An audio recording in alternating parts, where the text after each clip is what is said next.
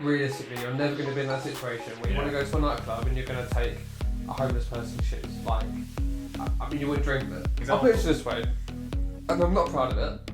I think I probably used the Inbetweeners as a reference. No, you didn't. Having watched the Inbetweeners, I then eventually, we're not going to name names, eventually got a girlfriend, and I thought... We're not going to know, no. We're not going to go there. And I thought I was on top of the world, because finally a female human appreciated me. During that project, I was like, you know what, I'm just gonna do this leap of faith, and I'm gonna show everyone who I am and see what happens.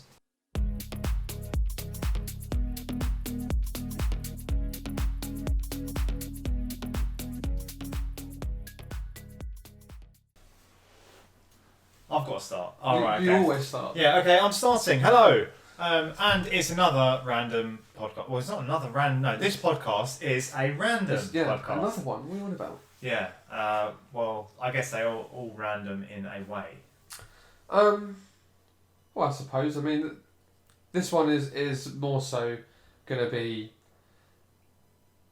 maybe like about things that happened when we were younger, if they're allowed to, if they would happen today, or like that sort of thing. If it'd be socially acceptable. Yeah. For things to happen that previously happened. I don't know if that makes any sense.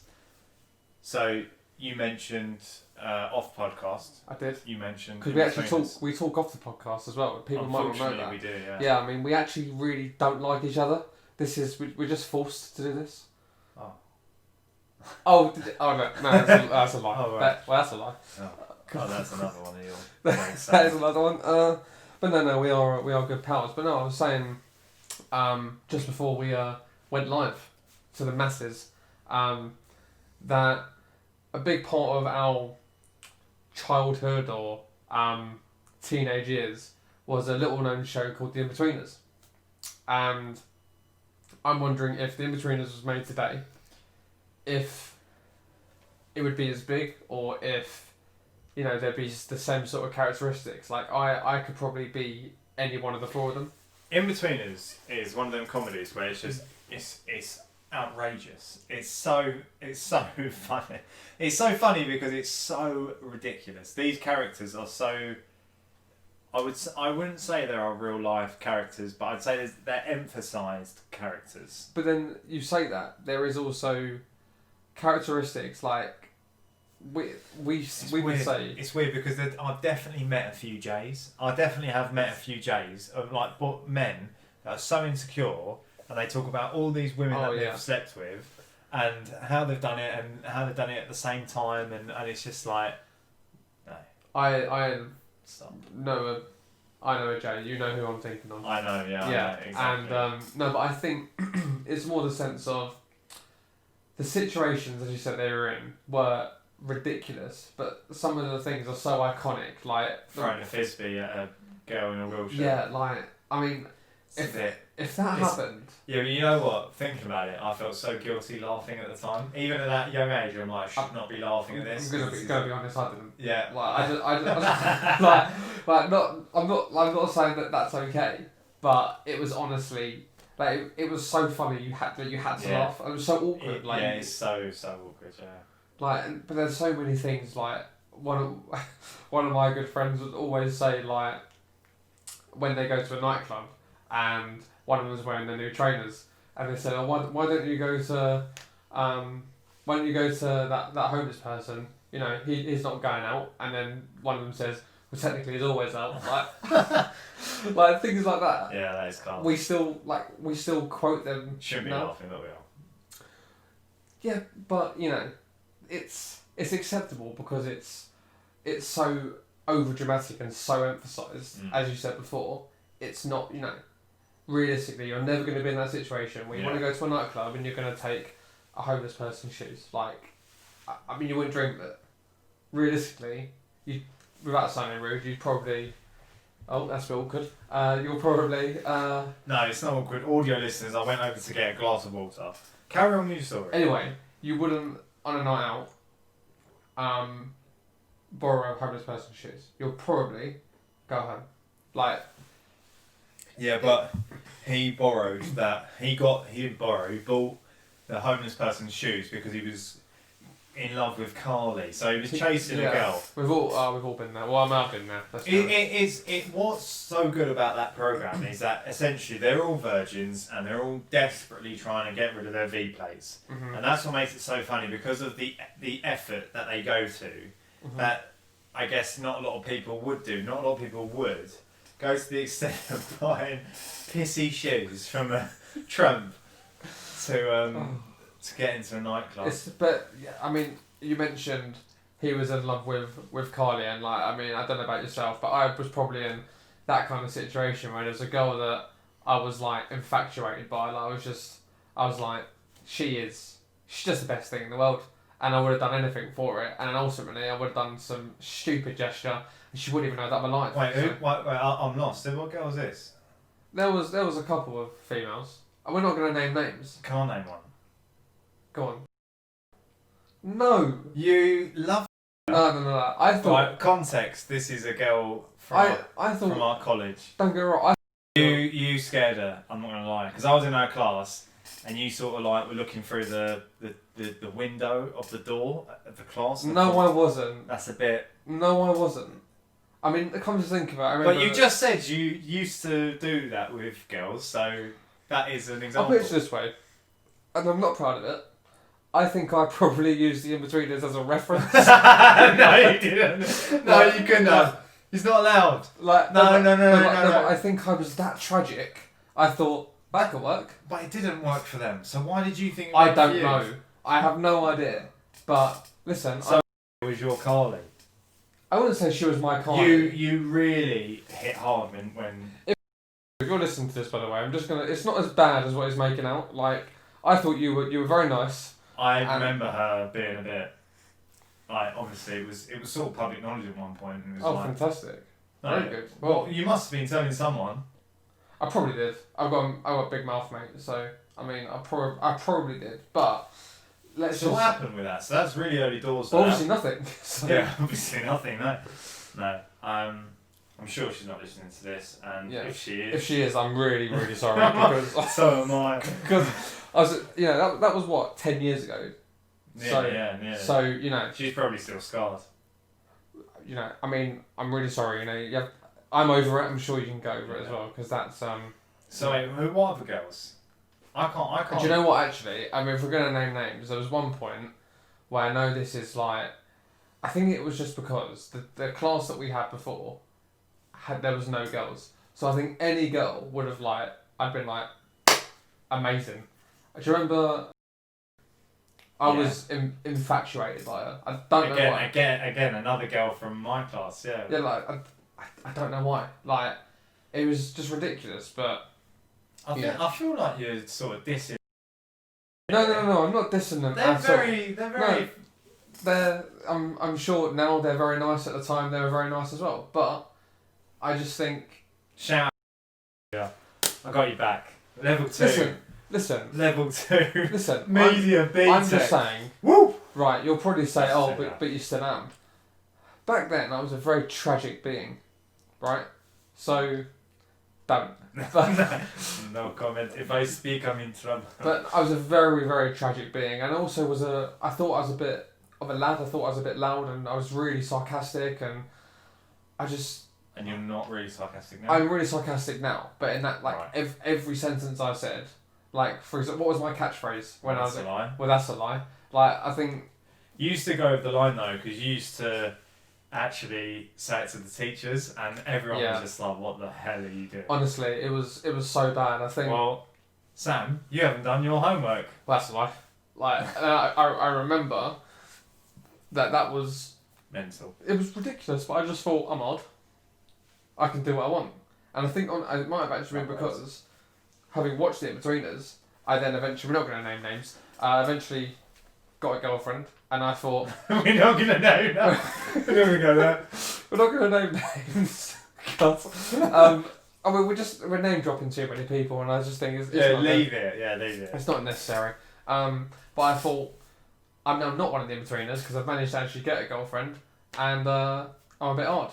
So I think there was a scenario in college like this is, I think I've told you this before, mental, where I was in the class with the girl I was seeing at the time, and we were messaging because why not? I think I might have had a free house at the time, and I was arranging a house party, which, let's be honest, they had pretty good house parties when I was younger. Sorry, Mum and Dad, just in case you didn't know, all them years ago, had house parties. I had no idea. But yeah, I was messaging her, and I think one of the teachers was like, "Son, what are you doing?" I said, "I'm just texting my missus," and they were like, "Do you want to read out to the class what are you talking about?"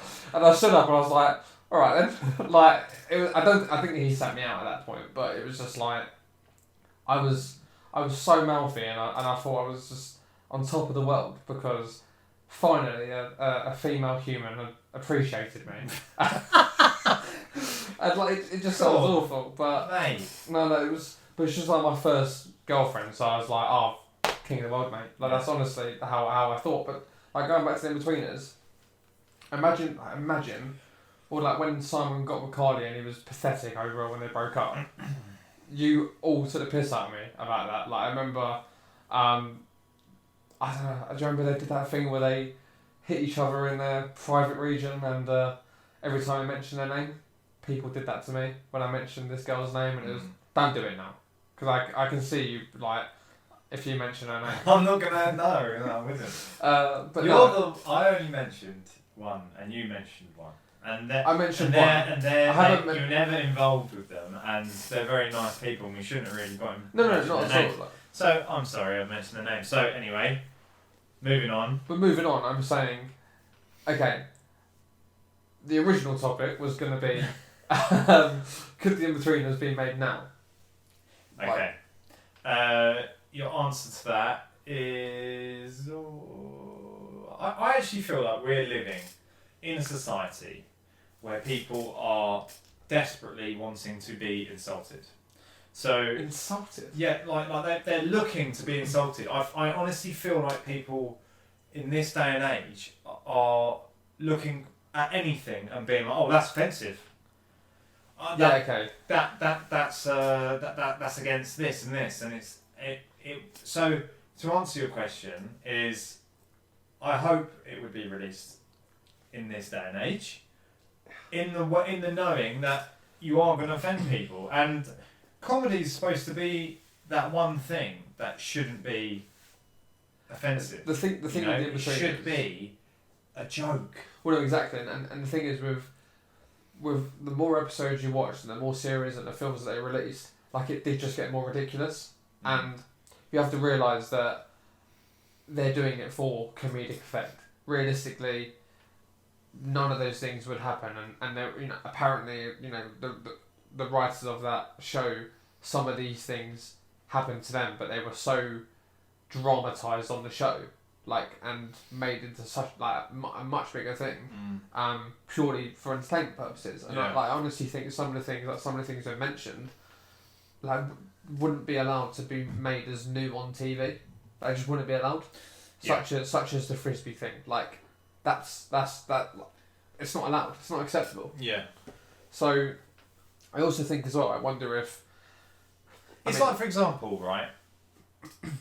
Didn't they get rid of that episode on 40 Towers? Yeah, I knew you were going to say that. Right. One of the funniest episodes, the one with the Germans. But again, it's so difficult for me because it's like, no, a German now, example, a German our age watching that shouldn't be offended. How can you be offended by that? But also the thing is, if English people, if it was the other way around and we were the Nazis, right? Mm-hmm.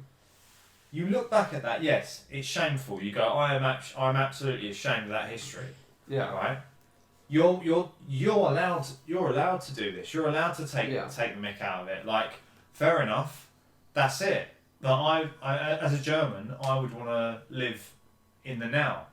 But I'm not going to take offence to that and spend. But this is what I'm talking about. People take their time to invest into being insulted by something like that. I see what you mean, but with that episode of 40 Towers, at the time, that was acceptable. So it was much nearer to the event and then all of a sudden, it's changed, and I feel like if at the time where they could say certain things and talk about certain subjects, it was allowed then. How many years ago? It was what, 1970s, 80s, 40 towers? 70s, I think. Yeah. I think 70s. And we're now in 2020. Yeah.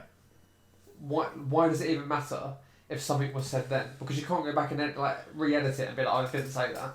Like, don't just remove it, because that's like part of like British, like, I'd say comedic or television history. Yeah. I'd say like 40 Towers was, I still watch it now. Like things like that and Only Fools and Horses. Like you can watch them. I don't think there's actually anything offensive in Only Fools and Horses. No, there's. I'm trying to think of any. Did you ever watch the like the making of, or like the behind the scenes when they revisited the characters? Yeah. There was things like, I mean, you can say it to sound like, I mean, I think they say things like you plonker and you tart, like things that we'd say to each other. Yeah. Like maybe because we're fans of the show, I don't know. But at the time, that was like, it was outrageous. Like, because apparently plonker back then was like never heard of on TV. And like, to me, it's, if I say that to you, it's like, oh, you're silly. Like, why'd you do that?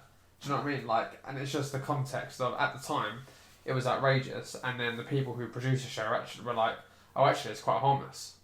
And I don't see why things like that, like part of history, you can't go back and, like I said, you can't re-record it. Like, it's just impossible. You wouldn't do it. So I don't see why things like that get changed, and I don't think, like the Inbetweeners, I personally don't think will be repeated. Personally, because I think, like, look, they remade it in America. And I didn't even watch any of the episodes. I just saw people reacting to it online, and they were saying like this is shit, basically. I know I saw, but that's the only word I can think of. Like it, and they're like, this is a disgrace. They've taken our TV and they've just tarnished it, and I don't think you can remake things like that, because the original is always going to be better. Yeah.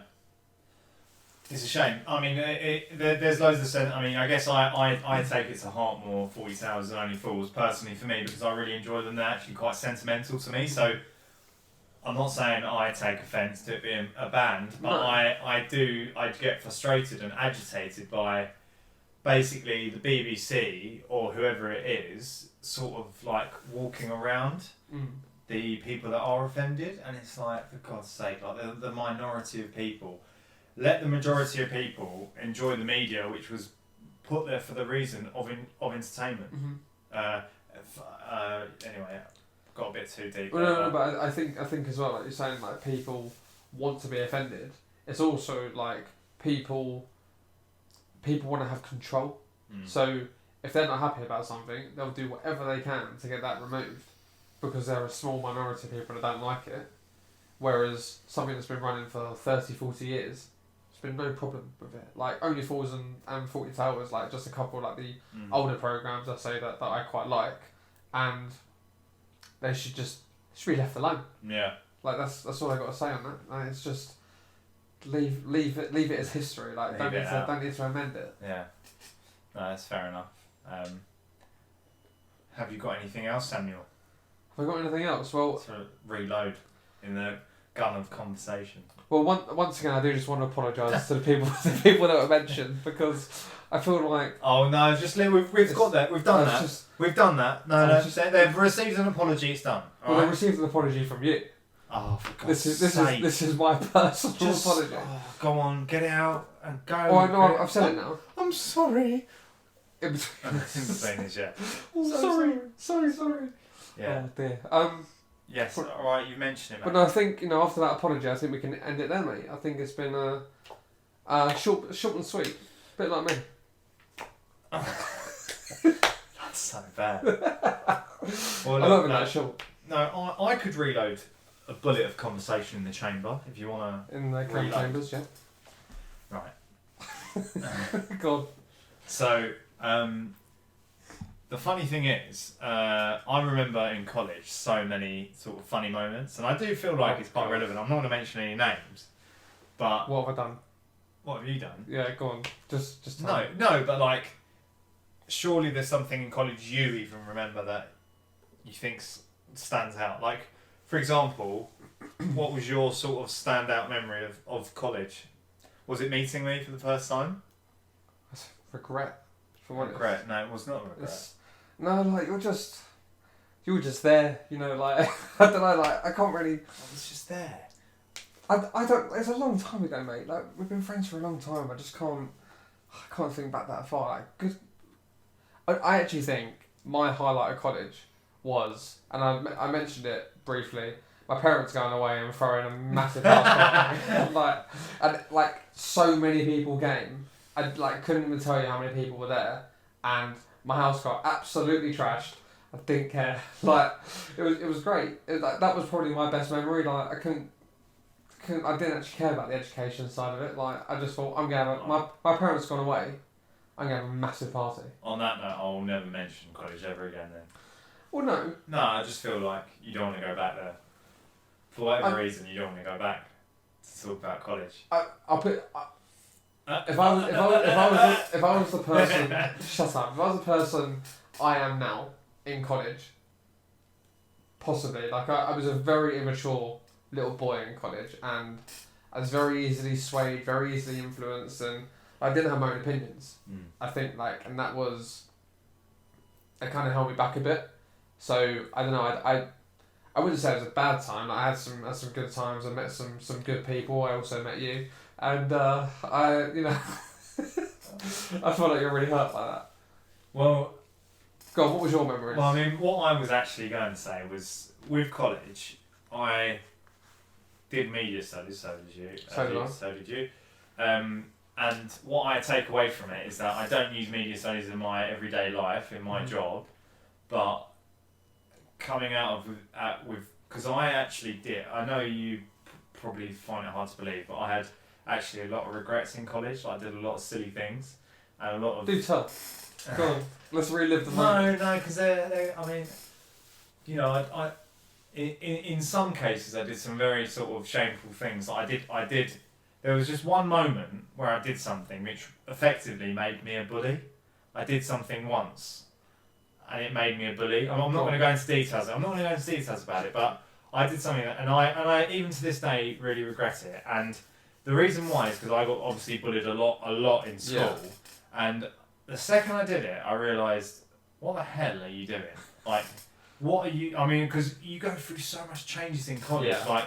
You get so much confidence. Well, I did anyway. You get so much more confidence. You sort of learn a bit more about yourself, and you sort of experiment. And I think probably there's a part of my head going, just not be a bully, but just do that and see what happens. Yeah. And the second I did it, it was the biggest regret I ever made in college, and I just thought, I should, that's not me. Number one, I don't want to do that, and I actually feel like I was.